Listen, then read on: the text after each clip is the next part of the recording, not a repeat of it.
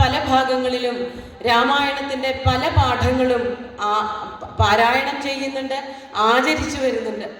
നമ്മൾ കേരളീയര് വാൽമീകി രാമായണത്തെ അല്ല കൂടുതലായി ബഹുമാനിക്കുന്നത്, അധ്യാത്മരാമായണത്തിനെയാണ്. അധ്യാത്മരാമായണം എന്ന് പറഞ്ഞ സംസ്കൃതത്തിലൊരു ഗ്രന്ഥമുണ്ട്. അത് ആരാണ് എഴുതിയിരിക്കുന്നത് എന്നും നമുക്ക് അറിയില്ല. അതിൻ്റെ കർത്താവ് ആരാണ് എന്ന് വ്യക്തമല്ല. പക്ഷേ അതിനെ മലയാളത്തിലേക്ക് തർജ്ജമ ചെയ്ത് മലയാള ഭാഷ സംസ്കൃതത്തിൻ്റെ സഹായത്തോടു കൂടിയിട്ട് മലയാളത്തെ ശുദ്ധീകരിച്ച് തുഞ്ചത്ത് ആചാര്യൻ നമുക്ക് അധ്യാത്മരാമായണം കിളിപ്പാട്ടായി പകർന്നു തന്നു.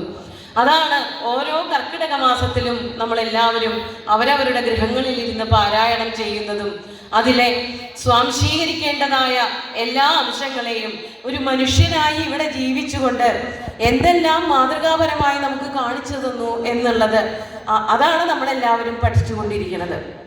വെറുതെ ആദ്യന്തം ബാലകാന്ഡം മുതൽ ഉത്തരകാന്ഡം വരെ അല്ലെങ്കിൽ യുദ്ധകാന്ഡം വരെ വായിച്ച് ഒരാവർത്തി വായിച്ചു തീർക്കുക എന്നുള്ളത് മാത്രമല്ല ഈ ഒരു പാരായണത്തിന്റെ ലക്ഷ്യം. ഇതിൽ നമുക്കെല്ലാവർക്കും തരേണ്ടതായിട്ടുള്ള ധാരാളം ഉപദേശങ്ങളുണ്ട്, വിനയത്തിന്റെ മാർഗങ്ങളുണ്ട്, ധർമ്മത്തിന്റെ മാർഗങ്ങളുണ്ട്, നീതിയുടെ പ്രബോധകങ്ങളായിട്ടുള്ള വാക്യങ്ങളുണ്ട്. ഇതെല്ലാം മനസ്സിലാക്കി നല്ല ഉത്തമന്മാരായിട്ടുള്ള മനുഷ്യരായി ജീവിച്ചു പോകണം എന്നുള്ളതാണ് ആചാര്യന്മാർ നമുക്ക് പകർന്നു തരുന്ന അറിവ്. നമുക്ക് ആദ്യം വാൽമീകി രാമായണത്തിലെ 1-2 വരികൾ നോക്കിയിട്ട് അധ്യാത്മരാമായണത്തിലേക്ക് വരാം. ശ്രീരാമനെ പറ്റിയിട്ട് ആരൊക്കെ വർണ്ണിക്കുന്നുണ്ട് എന്നുള്ളത് വാൽമീകി രാമായണത്തിൽ നോക്കിയാൽ അതാണ് ഏറ്റവും വലിയൊരു അളവുകോലായി നമ്മൾ മനസ്സിലാക്കേണ്ടത്. അതായത് ശ്രീരാമനെ ഏറ്റവും ഭംഗിയായിട്ട് ആരാധിക്കുകയും അതുപോലെ തന്നെ സ്തുതിക്കുകയും ചെയ്യുന്നവര് ഭക്തന്മാരായിട്ടുള്ള ആൾക്കാർ ധാരാളമുണ്ട് എങ്കിൽ പോലും അതിലേറ്റവും മുൻപനായി പരിഗണിക്കുന്നത് മാരീചനെയാണ്. മാരീചൻ എന്ന് പറഞ്ഞാൽ താടകയുടെ പുത്രനായിട്ടുള്ള മാരീചനും സുബാഹുവും അതില് വിശ്വാമിത്രന്റെ യാഗം മുടക്കി ആ യാഗങ്ങൾ മുടക്കുമ്പോൾ അതിനെ എതിർക്കാൻ വേണ്ടിയിട്ട് വിശ്വാമിത്രൻ ദശരഥന്റെ കൊട്ടാരത്തിൽ വന്ന രാമനെയും ലക്ഷ്മണനെയും കൊണ്ടുപോകുന്നുണ്ട്. ആ രാമബാണത്തിന്റെ ശക്തി മുഴുവനും അറിഞ്ഞവനായിട്ടുള്ള മാരീചൻ രാവണനോട് രാമനെ പറ്റി പറയുന്നതാണ്. ആ 2-3 വരികൾ വാക്യങ്ങൾ ഉദ്ധരിച്ചുകൊണ്ട് രാമന്റെ വിനയത്തിലേക്ക് നമുക്ക് കടക്കാം. അതായത് രാമായണ കഥ നമ്മൾ കേൾക്കുമ്പോൾ, പറയുമ്പോൾ, പഠിക്കുമ്പോഴൊക്കെ ഏറ്റവും മാതൃകാ പുരുഷോത്തമനായി നമ്മുടെ മുമ്പിൽ വിളങ്ങുന്നത് ശ്രീരാമചന്ദ്രൻ തന്നെയാണ്.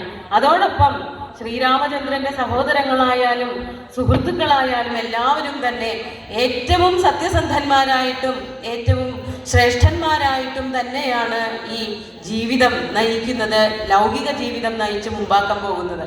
അപ്പോ ശ്രീരാമനെ പറ്റി എന്താണ് മാരീചൻ പറഞ്ഞത് എന്നുള്ള 2-3-4 വരികൾ വാൽമീകി രാമായണത്തിലുള്ള വരികളാണ് ആദ്യം ഞാൻ ഉദ്ധരിക്കുന്നത്. ത്വദ്വിധോ കാമവൃത്തോ ഹി ദുശ്ശീലഃ പാപയന്ത്രിത ആത്മാനം സ്വജനം രാഷ്ട്രം സരാജാഹന്തി ദുർമതി. ഇവിടെ രാവണൻ വന്നിട്ട് മാരീചനോട് പറയാണ്, എൻ്റെ സഹോദരിയെ ആ രാമനും രാമന്റെ സഹോദരനും കൂടി ആക്രമിച്ചിട്ട് അവളെ വിരൂപയാക്കിയിട്ടാണ് പറഞ്ഞയച്ചിരിക്കുന്നത്.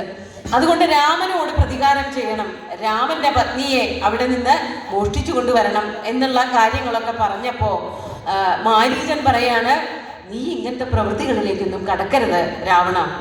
എന്തുകൊണ്ടാണെന്നുണ്ടെങ്കിൽ നിന്നെ പോലെയുള്ള രാജാക്കന്മാര് ഏത് രാജ്യത്താണോ ഉള്ളത് ആ രാജ്യം നശിച്ചെന്ന് വരും. അതെന്തുകൊണ്ടാണ്? അതിവിടെ പറയാണ്, കാമവൃത്തോ ഹി ത്വദ്വിധ ദുശ്ശീല. ഏറ്റവും ചീത്തത്തങ്ങൾ നിറഞ്ഞ ചീത്ത ശീലങ്ങൾ ഉള്ളവനാണ് നീ. അതുകൊണ്ടാണല്ലോ ചീത്ത വൃത്തികളിലേക്കാണ് നിന്റെ മനസ്സ് പോകുന്നത്.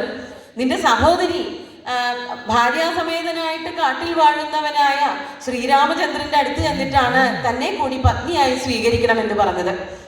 അങ്ങനെയുള്ള ആ ചീത്ത പ്രവൃത്തികളിൽ മാത്രം മനസ്സ് പോകുന്നവരായിട്ടുള്ള നീയ്, അതുപോലെ തന്നെ നിന്റെ സഹോദരന്മാരെല്ലാവരും തന്നെ ഏതൊരു രാജ്യത്താണോ ഉള്ളത് ആ രാജ്യം നശിക്കുക തന്നെ ചെയ്യും. അതാണ് പാപയന്ത്രിത ആത്മാനം സ്വജനം രാഷ്ട്രം.